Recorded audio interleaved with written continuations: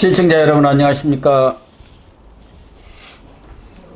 6월 3일 시사정담 시작하겠습니다. 시청자 여러분, 지방선거에서 참패한 민주당이 패배의 책임을 둘러싸고 내탓 공방을 벌이면서 이전 투구 양상을 보이고 있습니다. 민주당은 오늘 오후 국회의원, 당무위원 연석회의를 갖고 새 비대위원 인선과 8월 전당대회 개최 문제 등을 논의하고 있는데요. 친문, 친명계 간의 격렬한 논쟁이 오가고 있다는 소식입니다. 여상훈 변호사님과 지방선거 이후 전국 동향 정리하도록 하겠습니다. 여 변호사님, 이 민주당이 이번 지방선거에서 참패를 하고 나서 지난 대선 때는 적당히 넘어갔습니다만 그래도 이번만큼은 처절한 반성과 자숙하는 모습을 보이겠지 이렇게 생각을 했는데, 자숙이나 자성의 모습은 카니와 친문계, 친명계가 내탓 타령하면서 어떻게 보면은 당권, 그러니까 8월 전대를 겨냥해서 헤게모니 정탈전을 벌이고 있는 양상 아닌가 이렇게 보여지는데, 그래서 대다수 국민들은 민주당이 정신 차리기는 틀렸나 이렇게 생각하는 것 같습니다. 대다수 국민만이 아니라 그래요? 예, 정치권을 조금이나 아는 분들은 네. 지금 민주당이 서로 간에 이게 누구 탓이냐 지금 하는 게 어떤 진짜 처절한 반성 모드로 들어가서 그런 게 아니고, 예. 결국 8월 달에 예. 전당대회에서 당대표를 친명이 차지하느냐, 예. 친문이 차지하느냐, 예. 그 싸움으로 본다는 거죠. 그렇죠. 예, 왜냐하면은 이게 저는 민주당이, 저는 우리 저희 송파에 사는데 길 가다가 플래카드를 보니까 0.73% 이게 참 어이없이 졌습니다라는 취지의 플래카드를 붙여놨더라고요. 그게 이번 지자체 선거 전에 이 민주당의 어떤 대선에서의 패배에 대한 어떤 생각을 단적으로 보여주더라고요. 그렇죠. 0.73%가 조금만 민주당 지지자들이 투표장에 갔으면 이기는 건데 안 가가지고 그렇게 억울하게 정권을 내줬다는 그런 마음을 가지고 있더라고요. 그 플래카드를 보는 순간에.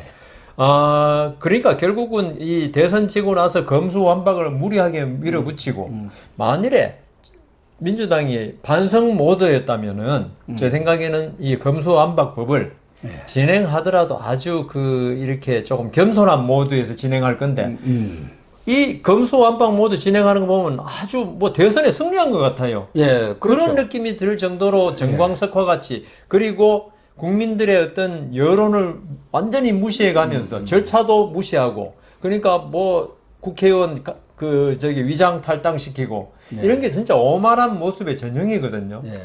그러니까 대선에서 패배했다는 걸 인정한다면 그렇게 오만한 모습을 보이기 힘들었는데, 그게 오만한 모습이 이 대선 이후에 그대로 나타났고, 이 이번 지자체 선거에서 자기들이 투표만 제대로 하면 지지자들이 이 대선에서 진 걸 복수할 수 있다는 생각을 가졌던 것 같아요. 그런데 이번에 대선에서 딱 지니까 이걸 또 당내 어떤 혁신이나 개혁의 계기로 삼는 게 아니고 누가 누구를 물리치고 우리가 헤게모니를 장악하는 계기로 삼으려는, 그러니까 이렇게 된다면은 결국 민주당의 혁신이라고 개혁이라는 거는 양쪽에서 말로는 서로 개혁 그러는데 개혁하고자 하는 마음은 전혀 없는 거죠. 그렇죠. 당권을 차지한 데만 관심이 있는 거죠. 그런데 저는 이번에 대선에서 0.73%, 이번에서는 총 투표율로 따지면 물론 지자체 광역단체장 12대 5 이런 거 다 봤지만 그게 중요한 게 아니고 전체 득표수가 43대 53이었습니다. 한 10% 차이 났죠. 그러니까 대통령 선거 때는 이게 우리 그때 기억하시겠지만은 윤석열 그때는 후보의 비호감도도 상당히 사실 높았어요. 50몇 프로가 돼가지고, 그러니까 그때 만일에 윤석열 후보가 김건희 여사의 어떤 리스크, 장모 리스크 아니었으면 훨씬 큰 차이로 이겼을 것이다. 그런데 이 부인 리스크하고 장모 리스크 때문에 0.73% 난 것을 이 민주당 쪽에서는 이게 무슨 이재명이가 잘해가지고 0.73% 이렇게 된 걸로 생각하고 있더라고요. 근데 저는 오히려 본선은 있죠. 민심은 이번 지자체 선거에서 나타났다. 실제 민심은. 그렇죠. 예, 그걸 생각해야 되는데 민주당은 아직도 그 생각을 못하고 지금 그 민주당의 아까 우리 방송 전에 말씀하셨지만은 편이 갈려가지고 친문하고 예. 친문의 이낙연, 전해철, 홍영표, 홍영표. 예. 그다음 친명의 예? 정성호. 정성호, 손혜원도 나서. 갑자기 왜 재판 지금 잘 받고 있던 분이 나타나는지 모르겠는데 손혜원 이런 식으로 나타나가지고 지금 제가 볼 때는 이전 투구를 또 벌이고 있더라고요. 예. 누가 잘했느니 못한 네 탓이니 내 탓이니 하고 있는데 결국은 그래서 지금 이재명 이제 당선자죠. 예. 국회의원 당선자가 지금 선거 그저께 끝나고 한 이틀간 침묵 모드로 지금 들어가고 있어요. 그게 이재명 당선인으로서는 사실 이번 그 총괄 상임 선대위원장 했지 않습니까? 예. 그러면서 여기서 아마 상당 부분 지자체 선거에서 성과를 거뒀으면 아마 승리의 북을 치면서 당 대표를 차지하려고 그랬을 건데 이 져버리니까 할 말이 좀 많이 없어진 거예요. 그런데 아까 제가 말씀드렸지만 이재명 당선인이 어떤 양심과 도덕성을 가진 후보였다. 그러면 대선에도 안 졌을 겁니다. 그리고 개항을에 나올 리도 없지요. 그러니까요. 아예 나올 리가 없죠. 아니, 그럼 뭐, 최소한 몇 달이나 자숙 모드에 들어가가지고, 어떤 민심을 갖다 민심 앞에 겸허히 반성한다는 모습을 보여야 되는데, 무슨 꿍꿍이 속인지 모르지만, 송영기를 서울시장 후보로까지 쫓아놓고, 그 자리를 아주 쉬운, 개항을 해서, 예? 국회의원 차지하고 나서 지금, 친명이야, 이재명이야, 뭐라 그래, 충신들이니까 어쩔 수 없지만은, 그런 대부분 친문을 비롯해서 민주당 내 친문을 비롯해서 많은 국민들이 비난하고 있는 걸 본인 왜 모르겠습니까? 그러니까 지금 살짝 피해 있거든요. 그래서 차라리 이렇게 지금 침묵하고 있는 것이 8월 당권을 지금 정조준하고 있다. 그렇죠. 안 그러면 이야기를 해야죠. 나 의원은 됐지만 이번 지자체 선거 패배가 내 탓이요. 내 탓이요. 그러면서 이번 당권 경쟁에 뛰어들지 않겠다. 예? 내가 의원은 됐지만은 그렇게 이야기하면은 저는 오히려 이재명 당선자가 훨씬 정치 생명을 계속 끌고 나갈 수 있는 계기가 되는데 지금 이렇게 했고 그다음 나중에 말씀드릴 기회 있겠지만 지금 경기 남부지방경찰청 반부패 수사대에서 이미 엄청난 지금 압수수색이 들어갔거든요. 이건 뭘 의미하겠습니까? 이런 걸로 봐서 이재명 국회의원 당선자에 대해서 전방위로 지금 수사가 진행될 걸 지금 벌써 예고하고 있고 지금 제일 큰 거는 그겁니다. 지금 성남시장 누가 됐습니까? 신상진 국민의힘 후보가 됐잖아요. 그러면 성남시에서 그동안 은수미 시장이 안 내놓던 모든 자료를 다 내놓을 때 이재명 국회의원 당선자는 지금 큰일 난 거죠. 그러니까 지금 이재명 당선자가 8월 당권을 도전하지 않겠다. 불출마 선언하면은 아주 조용해져 버릴 거예요. 조용하죠. 민주당. 그런데 그렇지 않고 말씀하신 대로 침묵 모드를 지키고 있으니까 침묵하겠다고 이렇게 작심을 한 것은 내심으로는 나가겠다는 뜻이 사실상 거기에 간접적으로 나와 표현되고 잠시의 소나기는 피하고 있는 그 정도죠. 그러다 보니까 지금 입 달린 사람이라고 생긴 사람들은 다 민주당에서 다 떠들고 있습니다. 맞습니다. 백과 쟁명도 아니고 그건 좋은 뜻으로 주로 씁니다만 그 사람들은 분서 갱유를 해야 됩니다. 그래서 그동안 대선 경선에서 패배한 데 상당히 오랫동안 침묵을 지키고 있던 이낙연 전 대표까지도 반성은커녕 남탓하는 정치에 우리 국민들이 아주 질려버렸다. 질려버렸죠. 맞습니다. 대선에 지고도 평가도 반성도 없이 젖자싸 졌지만 잘 잘 싸웠다. 싸웠다. 아까 그 말씀 아닙니까? 예, 프레카드에 붙여져 있는 거. 0.73% 우리가 조금 잘못해갖고 졌지. 조금만 분발해서 잘못한 게 아니고 조금만 더 투표장에 나갔으면 이겼을 건데. 좀 그러지 말아라 이번에는 그거죠. 그거 아닙니까? 억울하다. 억울하다 진짜. 진 게 억울하다. 그래서 이렇게 책임을 지지 않고 남 탓이나고 있는 그 행태. 그러니까 이재명이라고 구체적으로 지명은 안 했지만 사실 그렇죠. 이재명을 직격을 한 거거든요. 그건 일반의 상식을 행동으로 거부한 행태다. 그러니까 그 실망과 분노가 누적돼서 이번 지방선거 결과가 이렇게 된 거다. 이렇게 지금 직격탄을 날렸어요. 그렇죠. 지금 7일 날 미국으로 공부하러 간다고 하는데 공부하러 가는 것인지 수사에 대비해서 몸을 피하는 것인지 그건 좀 지켜봐야겠습니다. 거기도 옵티머스 사건이라는 게 지금 맞습니다. 남부 그 지검에서 수사하기 시작하면 또 간단하지 않습니다. 아유, 그게 앞으로 제대로 하면 그건 뭐 어떻게 될지 모르죠. 거기 비서실 부실장이 그 관련해서 수사받다가 극단적인 선택까지 했지 않습니까? 이렇게 하다 보니까 이제 이낙연을 필두로 해서 전해철, 홍영표 전 대표, 친문의 대표 아닙니까? 전해철이도 그렇고 저 부엉이 모임의 대표들입니다. 사욕과 선동으로 당을 사당화했다. 전화 한마디로 비대위를 쫙 구성해버리고 이게 당이냐 막 이렇게 지금 아주 목소리를 높이고 나섰습니다.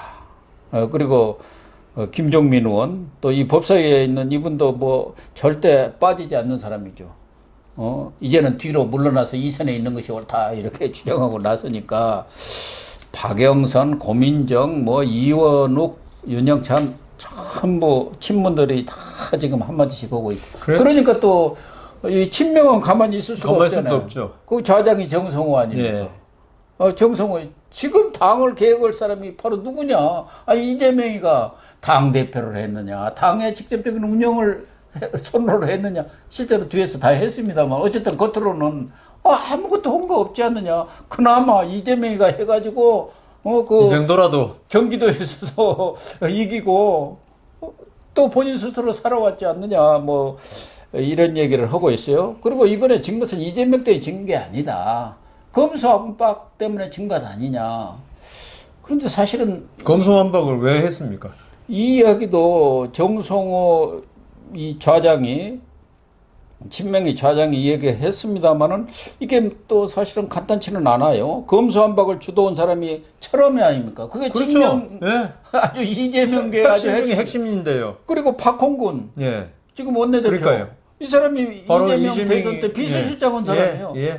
그래서 정성호도 누군가 책임을 지기는 져야겠는데 그 육창골단이라는 게 있지 않습니까?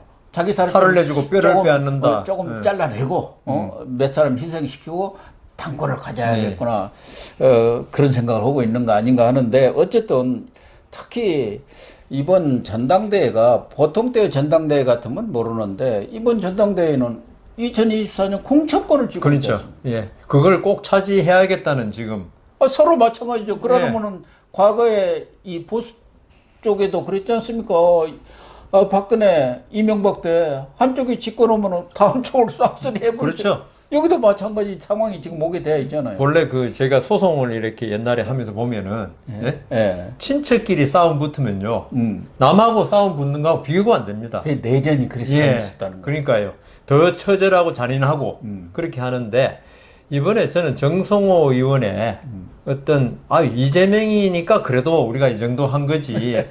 그래서 저는 8월달 전당대회 때 친명이 잡는 게 국민의힘으로서는 오히려 유리할지도 모르겠다.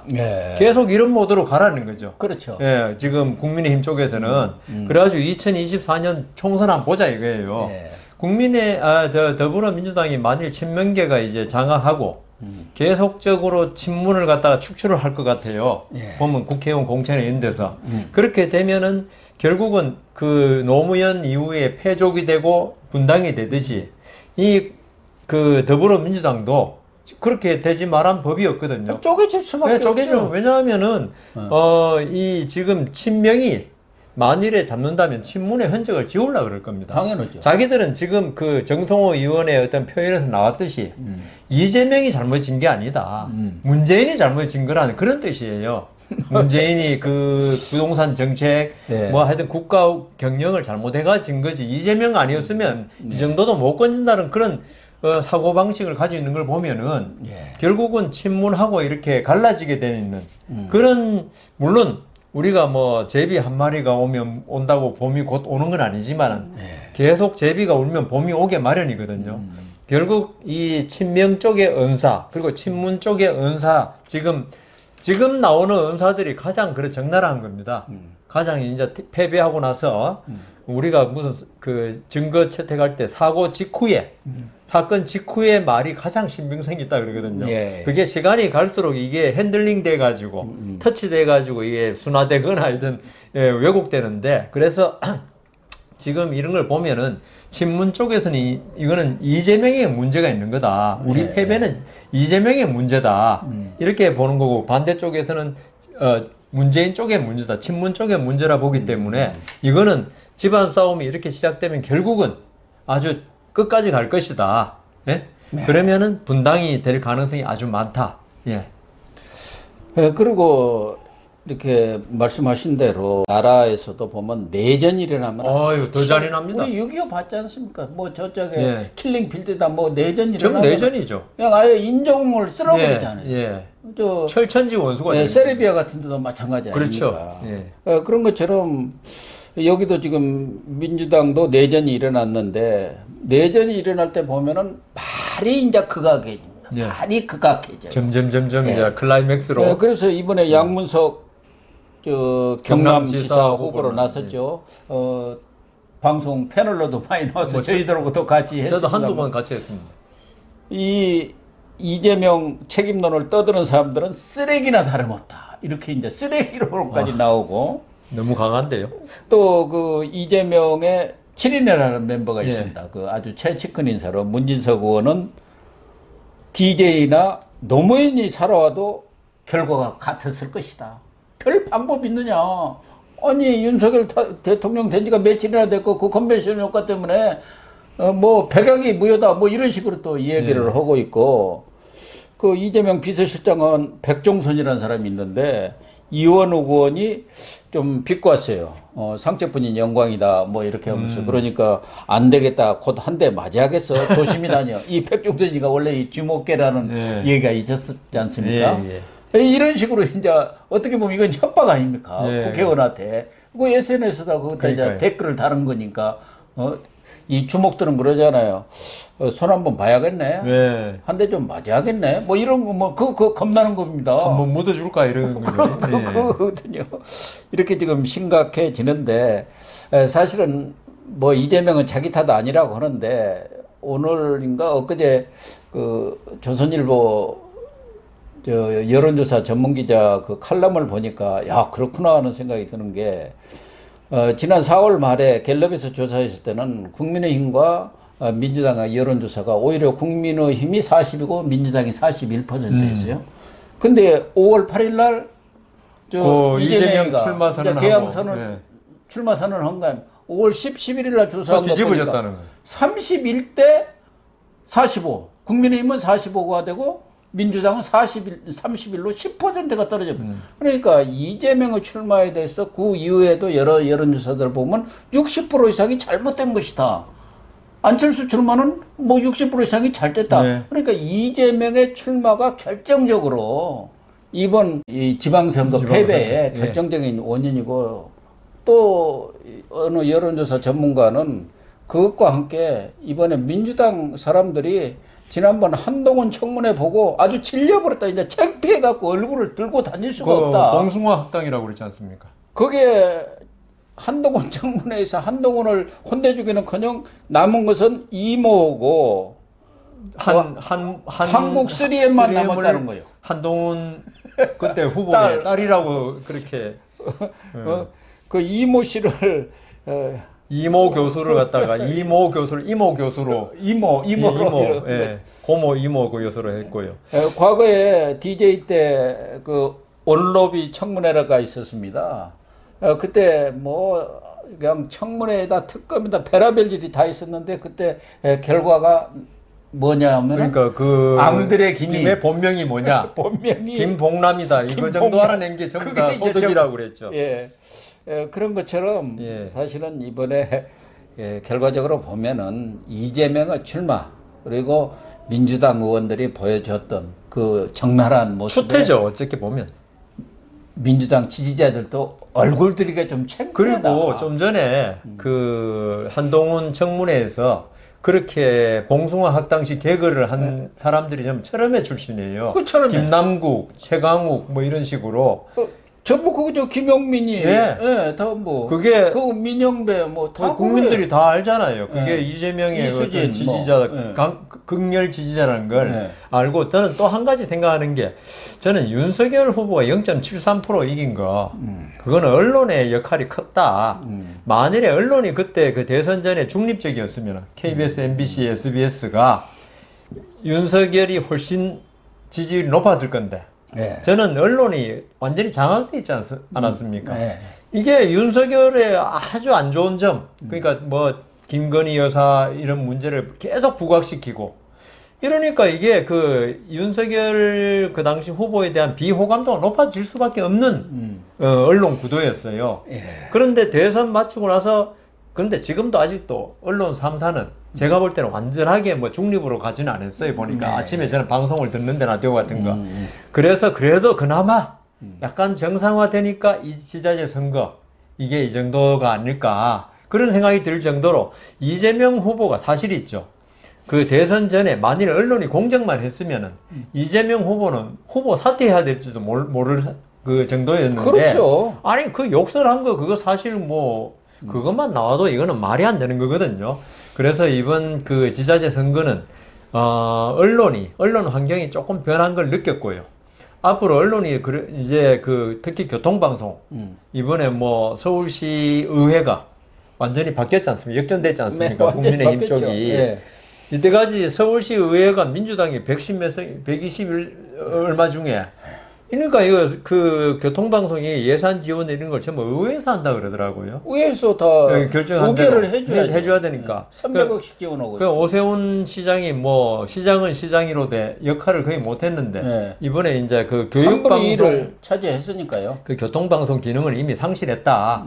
그래 교육방송 쪽으로 가는 게 어떻겠냐. 그러니까 김어준 또 그 뉴스 공장입니까? 뉴스 공작인지 모르겠는데 거기에 진행자가 이번에 또 이재명을 또 철저하게 또 지지하더라고요. 반반의 승리니 뭐 이런 식으로 이야기하면서 아니 그래서 저는 교통방송에 김어준 씨는 이게 뭐 교통방송이 어디 길 막히고 이런 거 가르쳐야 되는데 우리 정치에 어디 가면 누구를 진짜 아까 그 말해서 한 대 주먹으로 때려야 한다 이런 이야기만 하고 앉았으니까 그래서 그 이번 지자체 선거에서 참 그 언론의 역할이 중요하구나 정치에서는 그걸 많이 느낍니다. 네, 그렇습니다. 그래도 언론 환경이 많이 달라졌고 아직은 공중파라든가 방송 이런 쪽은 여전히 진보가 장악하고 있죠. 진보가 장악한 뭐 사장이라든가 주요 임원들을 보직을 그다음 담고 진보 세력들이 제작진 좀 장악하고 있지. 마찬가지입니다. 그러니까 뭐 안 되는 그러니까 그렇게 약간 이제 윤석열 정부가 들어섰으니까 눈치는 보지만 보죠. 그래도 이렇게 돌아서지는 않더라고요. 여전히 그래도 그쪽 편을 듭니다. 진보 좌파 쪽을 썩 이렇게. 저 라디오 들으니까 그게 기분 나빠서 못 들어요. 껐다니까요. 그런데 결국은 지금 민주당이 이렇게 이전 투구를 벌이고 죽기 살기로 헤게모니 싸움을 벌이는 것은 이제 전당대회에서 당권을 차지하는 것이고 특히 이번 당권은 2024년에 공천권을 쥐고 있기 때문에 앞서 논의한 대로 공천권을 쥐고 있으면은 지난번에 박지원 이제 물러났습니다만 공동 비대위원장이 586 퇴진론 용태론을 들고 나왔지 않습니까? 벌써 밑자락을 깐 거예요. 당신 때문에 안 되니까 이제 쇄신이라는 건 586 쓸어내는 것이다. 그러니까 기존 여의도 정치권에 있던 진보 나가라. 이재명이는 거기에 대해서 할 말이 있거든요. 나는 국회의원 이제 초선이고 사실은 뭐 그런데 이재명이가 이렇게 뭐 이 당권에 연연하는 거 보면은 이번에 금배지를 달아서 방탄조끼를 하나 입었는데 그 방탄조끼가 조금 부실하다. 부실하고 자칫하다가는 이게 비수에 꽂힐 수도 있겠구나. 그러니까 한 겹 더 더 입자. 아까 말씀하신 대로 사실 당 대표가 돼버리면은 지금 이재명에 대해서 뭐 자기 말로는 저번 대선 때 1,600만 표가 있다. 그러는데 거기다 당 대표 국회의원을 가지게 되면은 이번 정부의 수사를 제대로 하려고 그래도 그걸 정치 탄압이란 프레임으로 몰고 가 버리면은 이게 상당히 좀 힘들어지거든요. 그러니까 이재명이 얼마나 눈치 빠르고 영악한 사람입니까? 그러니까 이번에 당대표를 자기는 자기 사활을 걸고 대통령은 놓쳤지만, 이번 8월 당대표를 맡고 공천권을 가지고 이렇게 있어야지. 뭐 지금 왜 친문계에서 지금 그 대권을 노리는 사람도 있지 않습니까? 이낙연 뭐 그때 당 또 나올지 모르겠지만. 이낙연은 이제 한번 좀 갔다가 나이가 봐야죠. 그러니까 하여튼 이 그 친문계의 후예들이 어떤 자기의 도전하는 아성에 도전하는 걸 막을 수 있다 이렇게 생각하기 때문에 당 대표는 지금 친문 모드로 들어가서 잠시 소나기는 화살은 피하고 있지만 결국은 나올 것이다. 과거 문재인도 그랬지 않습니까? 패하고 나서 뭐 거기일 때는 그 당시는 그래도 반성과 그 반성문은 철저히 썼습니다. 예, 맞습니다. 거기에 대한 평가도 다 해서 책도 나왔어요. 혁신회도 만들었고 그때 조국이랑이 그때 들어가서 뭐 혁신회도 하고 그랬지 않습니까? 김종인 비대위원장도 들어가고 했죠.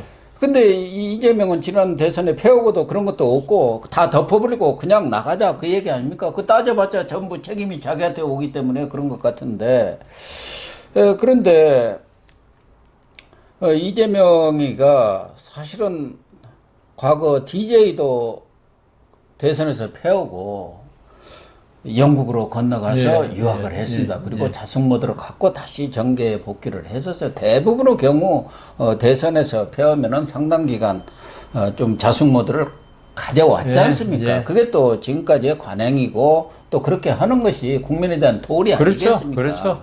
그런데 이번에는 뭐 59일 만인가 다시 바로 컴백을 했단 말이에요. 그래서 이번의 경우도 사실은 이재명의 책임이 아까도 얘기했지만 가장 커요. 그렇다고 한다면은 옛날에 공자가 죽어야 나라가 산다 뭐 그런 말도 있었는데 사실은 전반적으로 보면은 이재명이 죽어야 민주당이 사는 것 아니냐. 그렇죠. 뭐 죽는다기보다는 이선으로 좀 당분간 물러나 있어야 책임지는 듯 모습을 보여줘야지. 그리고 요 친문도 전면에 나설 것 없어. 자기들 잘한 건 뭐 있습니까? 문재인 정권 5년을 망친 정권 아니에요. 그러면은 거기에 이상민이라든가 그 중도에서 괜찮은 사람들 있잖아요. 그 사람들을 내세우든가 아니면 젊은 사람을 내세우든가. 뭐 이준석이는 김혜영 전 최고위원 같은 사람들 그렇게 젊은 사람 내세우면 되는 거 아니냐 이렇게 얘기도 하던데 뭔가 이렇게 아니면 외부에서 과거에는 그 유진호 박사라든가 과거 민주당실은 이렇게 와가지고 당수를 시켰습니다. 뭐 외부에서 영입을 해서 뭐 한다든가 뭔가 새로운 변화를 모색해야 하는데 지금은 여기 있는 사람들이 서로 한쪽은 문재인 기득권이고 한쪽은 이재명 기득권이 서로 지금 자기들이 먹겠다고 싸우는 거 아닙니까? 그러니까 저는 이재명 아까 좀 전에 말씀하신 대로 지금까지 우리 정치 전통이 그랬고 우리나라가 있죠. 뭐 미국 같은 서양의 어떤 개인 책임주의 이런 나라가 아닙니다. 서양은 뭐 어떤 게 잘못되더라도 있죠. 그 개인의 책임으로 보지 어떤 전체의 책임을 안 보거든요. 근데 우리나라 이 정서는 옛날에 그 비가 안 오면요. 임금이 그 과인의 덕이 부족합니다 하면서 그렇죠. 뭐 음식도 거의 안 들고 기우제 지내고 고통을 막 본인이 부담하겠다 이런 식으로 그런 게 우리나라의 어떤 정서였어요. 그게 바로 이제 대선에 패배하면은 설사 본인의 책임이 DJ가 대선 떨어진 게 DJ 책임은 아니잖아요. 그렇죠. 그것은 완전히 군사 정권에서 갈라치기 해가지고 YS하고 이렇게 3분으로 뭐 삼국지 같이 붙여놓으니까 표가 야권 표는 갈라지고 이래서 된 거지 뭐 DJ 개인적인 어떤 문제로 된 게 아닌데도 그래도 지면 이건 내 책임이다. 덕이 부족했다. 이렇게 하고 나오는 게 국민들 보기에 좋더라. 국민들이 볼 때 그거는 참 그래도 사람이 이재명 욕을 많이 했던 사람도 만일에 이번에 이재명 후보가 당선자가 그 정치 전면에 안 나서면 있죠. 한 몇 달간만이라도 항상 화제의 중심에 있었지 않습니까? 이재명 그 당선자가 그 한 3, 4개월이라도 침묵 모드로 들어가고 아까 말씀하신 미국의 외유라도 좀 하면서 이렇게 추스리는 모습을 보여줬으면 아, 저 사람이 그래도 대선 전에 나타난 여러 가지 뭐 형수 욕설이라든가 전과라든가 있었지만 그래도 자기의 정치적인 그게 패배에 책임을 지려고 하는 걸 할 건데 이번에 이거는 뭐 진짜 50 며칠 만에 다시 나서 가지고 그것도 저는 분당 갑인가 을인가 네, 갑에 나서야 돼요. 네. 차라리 안철수 후보하고 근본일적으로 한 붙어가지고 그렇죠. 지면 나 정치 이제 그만두겠다. 물론 그만두고 다시 나오겠지만 그런 식으로 갔으면은 그런데 애꿎은 송영길 그 후보를 갖다가 서울시장 후보를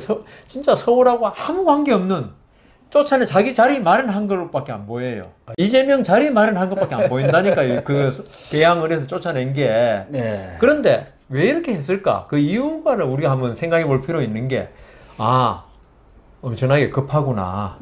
이게 바로 그 윤석열 대통령이 한동훈을 저렇게 야당의 반대를 무릅쓰고 법무장관 만들고 이런 거 보니까 이 대장동하고 여러 가지에 대해서 본격적인 수사가 곧 시작되구나. 이제 곧 시작될 겁니다. 아마 지자체 선거도 끝났으니까 윤석열 대통령으로서는 뭐 한동훈 법무장관에 더 이상 이제 그 주저할 게 없고 지금 이게 안 그러더라도 지금 시간이 얼마 안 남았어요. 지금 이제 검찰이 수사를 할 수 있는 게 그러면 이재명도 그걸 아는 거죠. 그건 누구나 알 수 있는 거고 그러면 아까 말씀하신 대로 국회의원에다가 당 대표라는 진짜 이중 철갑을 입어야지.